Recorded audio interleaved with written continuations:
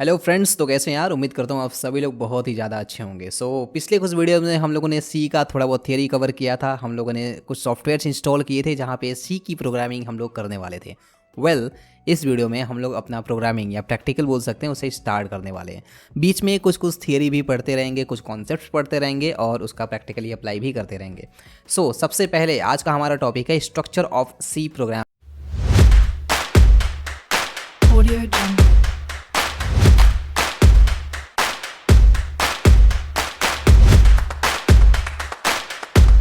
Structure मतलब ये होता है कि जब भी हम लोग सी प्रोग्राम लिखेंगे तो किस तरीके से लिखा जाएगा। ठीक है, तो देखो यार, जब भी सी प्रोग्राम लिखेंगे तो सबसे पहले हमको ये हेडर फाइल डालना पड़ेगा जिसका नाम है हैज़ इंक्लूड stdio.h।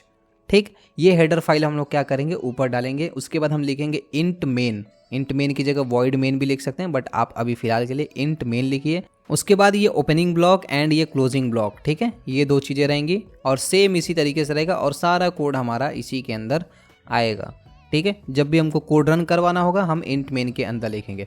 अब ये हेडर फाइल क्यों लिखते हैं, इसका काम क्या होता है। यहाँ पे जो हेडर फाइल है हैज इंक्लूड stdio.h, उसके बाद ये इंट मेन लिखा हुआ, इन सब का काम क्या है, तो इन सब का काम थोड़ा सा देख लेते हैं। बट उससे पहले मैं आपको यहाँ पे स्ट्रक्चर एक बार लिख के कोड ब्लॉक के अंदर दिखा देता हूँ।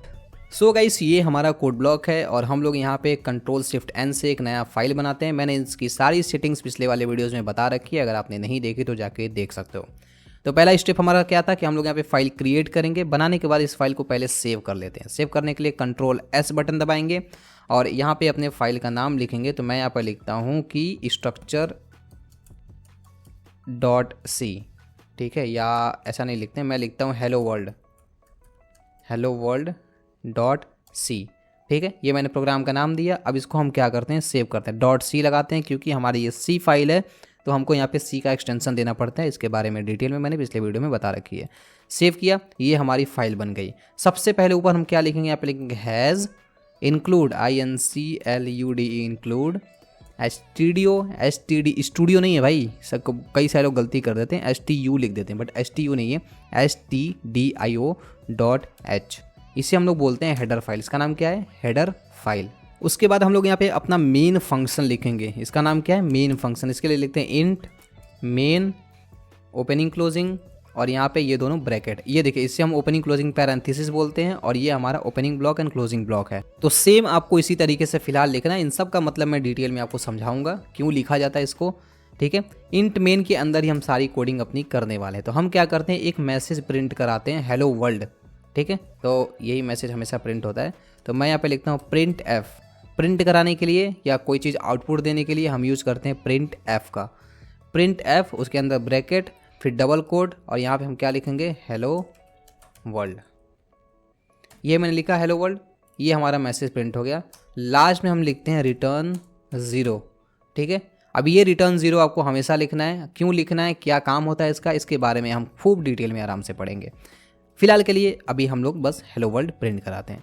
तो ये हमारा एक स्ट्रक्चर हो गया सी प्रोग्राम का। जब भी हम सी प्रोग्रामिंग करेंगे तो सबसे पहले हम हेडर फाइल लिखेंगे, फिर हम यहाँ पे इंट मेन फंक्शन लिखेंगे, इसका ओपनिंग बनाएंगे, क्लोजिंग बनाएंगे और इसके अंदर हमारा जो भी कोड है वो कोड इसके अंदर हम लोग करेंगे। ठीक है, तो ये रिटर्न 0 भी आपको साथ में लिखना है। जब भी आप ये कोड लिखेंगे ये रिटर्न 0 आपको साथ में लिखना है। ये भी हमारा सिंटेक्स का पार्ट है।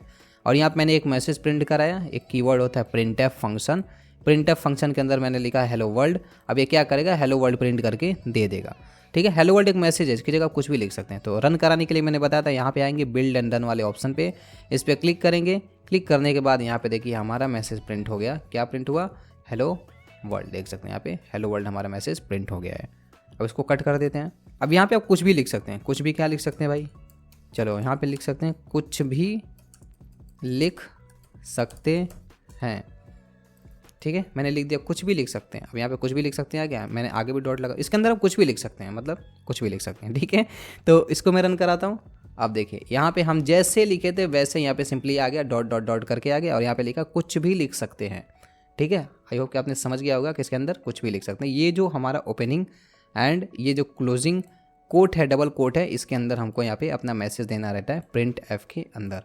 तो ये हमारा एक छोटा सा प्रोग्राम था हेलो वर्ल्ड का, जो कि हमने कोड ब्लॉक की मदद से सी लैंग्वेज का यूज़ करके प्रिंट कराया। अब यहाँ पे हम समझते हैं गाइस कि हम लोग यहाँ पे ये हैज़ इंक्लूड stdio.h क्यों लिख रहे हैं। इंट मेन क्यों लिख रहे हैं, ठीक है। रिटर्न टाइप हम लोग बाद में समझेंगे। तो पहले हम लोग ये समझते हैं कि हैज़ इंक्लूड studio.h क्यों लिखा जाता है। इसका नाम होता है हेडर फाइल, ठीक है। इसको हम लोग हेडर फाइल बोलते हैं। इसी के अंदर ये प्रिंट एफ डिफाइंड है, मतलब इसी के अंदर वो ये समझ लीजिए एक टाइप की लाइब्रेरी है, पैकेज है। इसी के अंदर हमारा प्रिंट एफ डिसाइड, इसका काम डिसाइड है कि प्रिंट एफ का काम होगा कि इसको प्रिंट करना। जब भी कोई चीज़ प्रिंट करनी रहेगी तो यहाँ पे प्रिंट एफ फंक्शन का यूज होगा और ये प्रिंट एफ क्या करेगा, चीज़ों को प्रिंट करना। तो ये इसका जो काम है वो काम हमारा इसी हेडर फाइल के अंदर डिसाइडेड है। और भी कई सारे फंक्शन होते हैं, जैसे इनपुट लेने के लिए हम लोग और भी फंक्शन का यूज करेंगे, तो और भी कई सारे फंक्शन इसके अंदर डिफाइंड है। तो हेडर फाइल की मदद से क्या होता है, ये प्रिंट एफ का जो काम होता है वो काम हम लोग आसानी से कर पाते हैं, ठीक है। तो हेडर फाइल बेसिकली करता है क्या है, इनपुट आउटपुट का काम करता है, इनपुट आउटपुट फंक्शन को रन कराने का काम करता है। इस समय हमारा आउटपुट फंक्शन क्या है, प्रिंट एफ है। प्रिंट एफ आउटपुट फंक्शन क्यों है, क्योंकि ये हमको कोई ना कोई चीज़ें प्रिंट करके देगा। नेक्स्ट जो हमारा है int main function. Int main function जो हमारा ये मेन फंक्शन इसे बोलते हैं, क्या नाम इसका, मेन फंक्शन नाम है, ठीक है। मेन फंक्शन के अंदर हम लोग सारी कोडिंग करते हैं। ये समझ लीजिए कि किसी इंस्टीट्यूट का एडमिन की तरह है या सीईओ की तरह है, जिसके अंदर सारे काम होंगे। अगर उस कंपनी में कोई भी काम हो रहा है तो बिना उसके आदेश के कुछ नहीं होगा। तो समझ लीजिए मेन एडमिन है, ठीक है। कोई भी कोड रन होगा जब तक इसके अंदर होगा तभी रन होगा। अब देखिए इसको मैं क्या करता हूँ, यहाँ से हटा देता हूँ और इसको बाहर पेस्ट कर देता हूँ। यहाँ पे इंट मेन के मैंने बाहर, इसका ओपनिंग ब्लॉक है, क्लोजिंग ब्लॉक है, इसके मैंने बाहर इसको प्रिंट कर दिया। अब रन कर रहा हूँ, अब देखिए यहाँ पे क्या दिखा रहा है, एरर दिखा रहा है, ठीक है। यहाँ पे एरर आ रहा है, क्यों, क्योंकि ये इंट मेन के अंदर नहीं है। तो जो भी कोड हम लोग लिखेंगे वो लाइन ऑफ कोड हमारा कहाँ होगा, इंट मेन से कनेक्टेड जरूर होना चाहिए। तो ये हमारा सिंपली यहाँ पे पेस्ट कर देते हैं। अब देखिए इससे कनेक्टेड है।